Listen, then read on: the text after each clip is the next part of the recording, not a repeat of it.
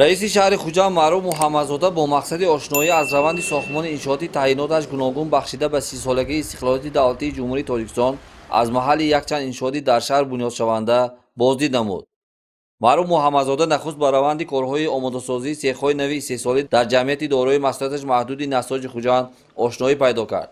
иттилоъ дода шуд ки бо истифода аз майдони истеҳсолии ин корхона таъсису роҳандозии 3 хати нави истеҳсолӣ ва насби 70 таҷҳизоти нав бо мароим ҷараён дорад ки рӯзҳои наздик мавриди истифода қарор мегирад.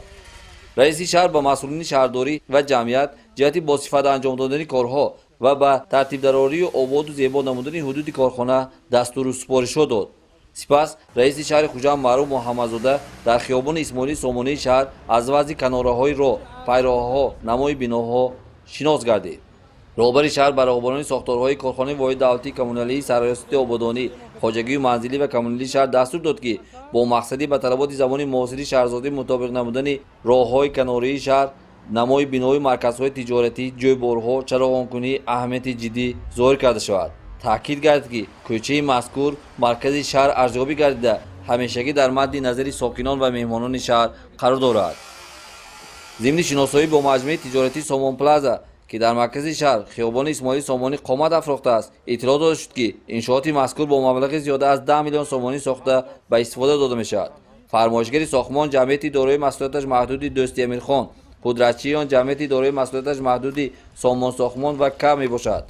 корҳои сохтмонӣ ҳанӯз соли 2015 оғоз гардида дар арафаи ҷашни навбатии истиқлолияти давлатии ҷумҳурии Тоҷикистон мавриди баҳрабардорӣ қарор хоҳад гирифт. дар ин ҷо раиси шаҳр ба масъулини дахлдор ҷиҳати ободонӣ аз навсозии канораҳои кӯчаи мазкур супориш дод.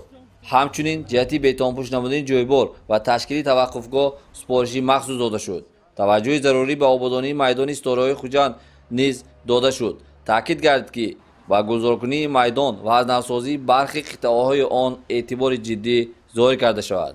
раиси шаҳри хуҷанд маъруф муҳаммадзода дар хиёбони Раҳмон Набиеви шаҳр аз рафти бунёди бинои нави беморхонаи вилоятии Шароёни Дил ошноӣ пайдо кард. бино аз 4 ошхона ва таххона иборат буда бо унсурҳои муосири миллию сохтмонӣ бунёд шуда истодааст. пудрачии сохтмони иншоот ҷамъияти дорои масъулияташ маҳдуди Евростройсервис буда барои анҷоми корҳои сохтмонӣ беш аз 19 миллион сомонӣ маблағҳо пешбинӣ шудаанд.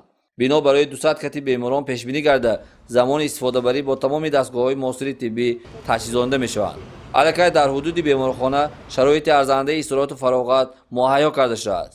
ҷоиз ба зикр аст ки аллакай дар ин самт як қатор корҳо анҷом ёфтааст ки аз ҷумла 6 адад суҳбаткадаҳо ҷойгир карда шуда дарахтони ҳамешасабз шинонда шудааст. шаҳрдор ба масъулини дахлдор ҷиҳати аз навсозии ҷойбору канораҳои роҳи ин мавзеъ дастуру супоришҳо дода таъкид дошт ки ояндаи наздик ин ҷо бояд яке аз ҷойҳои истироҳату фароғатии шаҳрвандон мубаддал гардад.